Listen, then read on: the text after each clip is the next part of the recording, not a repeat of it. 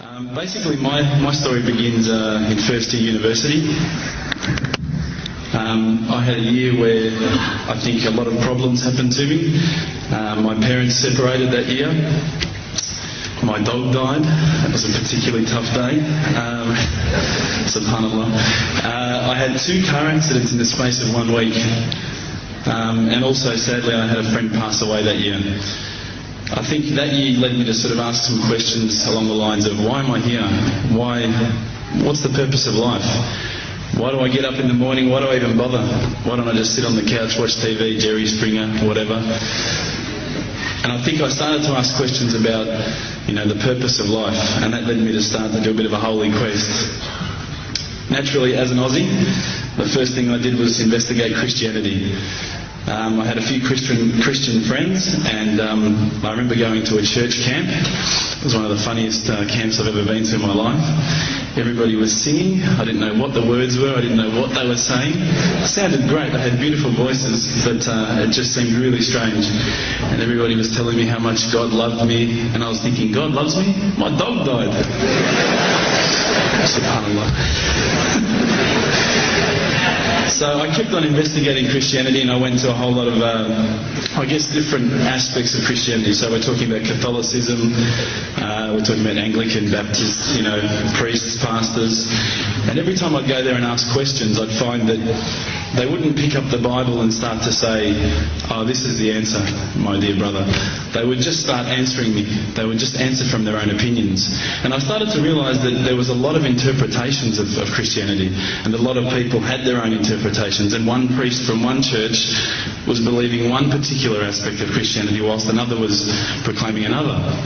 So I started to think to myself, the Bible is one text, but there seems to be so many different interpretations, and it was confusing. At the time, while I was in first year university, I was also working in a service station, one of my part-time jobs.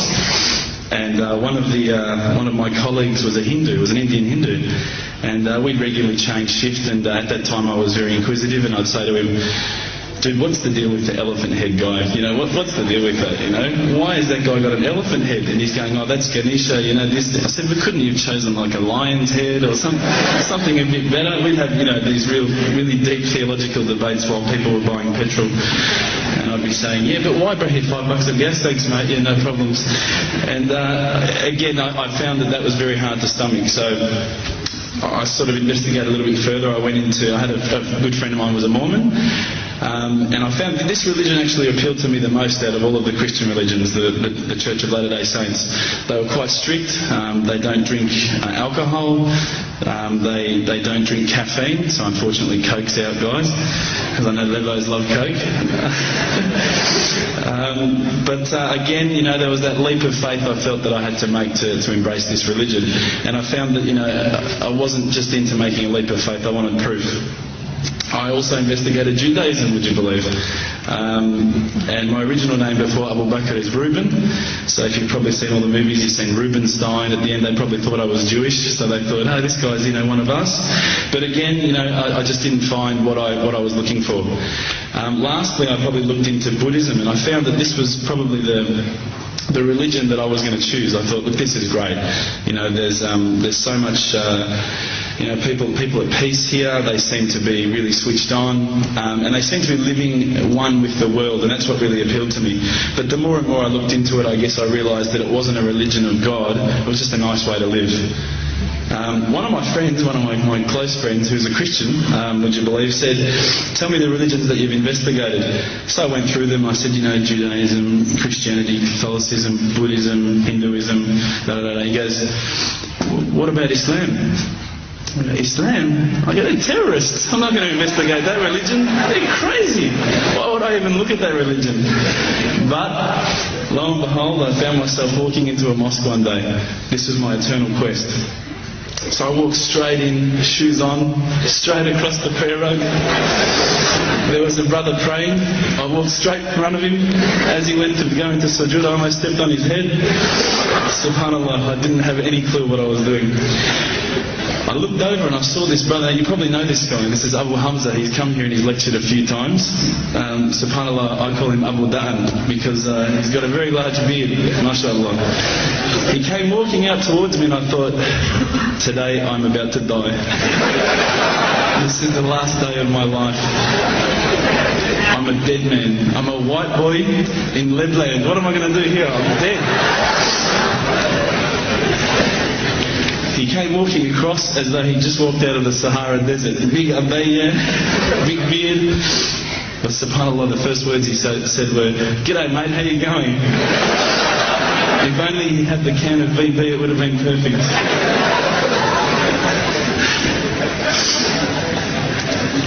SubhanAllah, I was very taken aback by his welcoming nature. As Aussies, I guess now, I don't want to offend any Australians here, but my upbringing is from a country upbringing. My parents raised me as an atheist.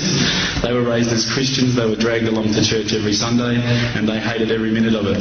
So as soon as we were born, they drummed it into our heads that when you die, you're worm food. That's it. There's no afterlife. There's no God. It's all rubbish. So I was raised as an atheist. So when I walked across and I saw Abu Hamza and he was talking to me in a very polite fashion, which I was very thankful for because I was sure I'd seen him on the 5 o'clock news hijacking a plane the day before. Now, Aussies are hospitable, don't get me wrong, but Lebos are the most hospitable people I've ever come across. And as the brother Hamza was saying, these brothers were making me cups of tea, and I honestly needed to keep going to the toilet every 5 minutes. They just kept putting tea in front of me, biscuits. I'd never seen anything like it. And I think to some degree I kept coming back for the biscuits, but also for the religion. So when I sat down with these brothers, I actually started asking questions. I asked all the questions that I've asked of the priests, of the pastors, of my friends. And subhanAllah, the thing that really struck me is that every time I asked the question, they wouldn't just answer. They would pick up a Quran and they would say, "Read this, bro, read this." And there was the answer, every single time. And I would ask another question, the hard questions, not the easy questions. Why do women have to wear the scarf? Why the hijab? How come I can have 4 wives and she can't have 4 husbands? I wanted to know all the tough questions, which is the first questions I guess you ask when you come across Islam. But lo and behold, they kept on answering the questions with the Quran, not from their own opinion. And I got frustrated with this. And I actually said to one of the brothers, because by this stage I think I've been going there for about a couple of weeks, there was always a few brothers there when I went. And I said to one of the brothers, I said, what's your opinion on the matter? Why won't you give me your opinion? And one of the brothers turned to me one day and said, how can I have an opinion when this is the word of God? SubhanAllah, I remember that really hit me. So I asked them if I could take a Quran home, and I didn't say I was going to use it to chalk up the couch or anything like that. I said I was going to respect the book, so I took it home, I started reading it. What I found was, while reading it, it wasn't as though I was reading a story, it was as though I was reading someone commanding me, someone giving me guidance. And one night I decided to really try and get the spiritual mood happening, and I'm sure probably some of you have heard this story before, so I apologise. I lit a candle, I had the window open, I had the curtains drawn, I was trying to get that really spiritual feeling. It was a nice summer night in Melbourne, as summer as it can get in Melbourne, and I was sitting there thinking, this is it, this is the night. I'd been, investigating all the spiritual proofs, all the scientific proofs about the fact that the mountains are the pegs, about, how the embryo develops inside, the woman, all these amazing proofs, but I still needed that little push. It's like I was on the edge of a cliff, I was ready to jump, I just needed a push. So I was sitting there, it was very quiet. I was reading Quran, and I stopped. I said, Allah, this is my moment. This is the time I'm about to jump into Islam. All I need is just a sign. Just a little sign, nothing huge, maybe a bolt of lightning. Maybe half the house could fall down or something, just small. Small for you, man. You created the earth, come on. So I sat there. I was waiting for the candle to start gliding up to 4 meters high like in the movies. And I go, okay, go. And subhanAllah, nothing. Absolutely nothing happened. I was really disappointed, to be honest. So I sat there and I said, Allah, this is your chance. I'm here. I'm not going nowhere. I'll give you another chance. Okay, maybe you were busy. You know, I know it's daytime over the other side of the world. There's a whole lot of stuff going on. Maybe this time it could just be like a car backfiring. You know, something small. All right, the half the house, the candle. Let's forget that. A bird could fart outside. I don't care. Just anything. So I said, okay, go. And subhanAllah, absolutely nothing happened. And I mean, I couldn't have even said, oh, that was it. That creep just then in the wall, that was it. Absolutely nothing happened. I was really disappointed. I was gutted. I was sitting there thinking, this is it, you know, this was my last chance, Islam, and I haven't found it. I pulled back the Quran, I turned back to where I was reading. SubhanAllah, the very next verse on the next page, for those of you who ask for signs, have we not shown you enough already? Look around you, look at the stars, look at the sun, look at water. These are the signs for the people of knowledge. SubhanAllah,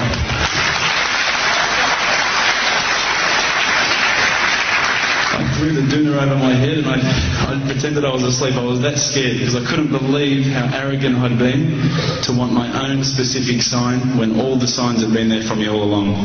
The fact that we have this world, the fact that there is this creation, these are the signs for all of us. The next day I decided this is it, I'm becoming a Muslim.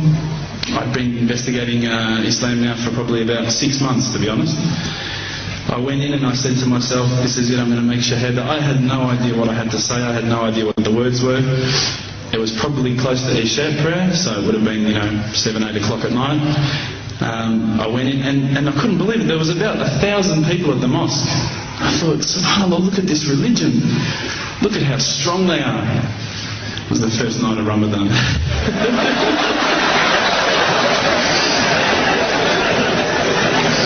Ramadan Muslims. So I sat there and I was very nervous, I must admit. I got up and this person's going to me, you got to say these words, bro, Ashhadu. I'm going, what? Ash what? Can't I just say it in English? No, they say, no, you got to say it in Arabic. And I thought, looked out over the sea of beards that I could see in front of me, and I thought, if I get these words wrong, I'm a dead man again. I had this fear, And they were staring at me, and I don't know if you know this, but Australians can't stare. Lebanese people can stare. So I was sitting there, I was very scared. I got up, and subhanAllah, as soon as I started to say the words, all fear went out of my mind. It felt as though a shower was inside my head and someone had just turned on the cold tap. Felt like I'd been flushed clean. I said the words, and I wasn't expecting so many brothers to come up and yell, Takbir, Allahu Akbar, and start kissing me and hugging me. Now, I'd never been kissed by that many men in my life. But it was a beautiful day, I must admit. And that day was the day that I had more brothers than I could ever imagine, more sisters as well. But I guess since that day I've never looked back. My family, I think, initially were very worried that I was going to be, I guess, a little bit weird towards them. That they thought that I was going to break out the AK-47s and the grenades. But they realised, I think, soon that this religion was actually making me a better person. Prior to Islam, you're not going to believe it, I had a mohawk. I did. I had, I'm not going to show you any photos. I had army greens, I had the Metallica t-shirt, I had the cherry docks. I was shocking, right? I thought I looked great, but I looked terrible. And alhamdulillah, ever since then I look as good as I do now. No, don't laugh, please. But my parents were the first people to actually say to me once, which really amazed me. They said, my father actually asked me for the Quran recently, which I was really happy about. I always thought he'd be one of the hardest people to work on. But he said to me, ever since you've been a Muslim, you've been a better person.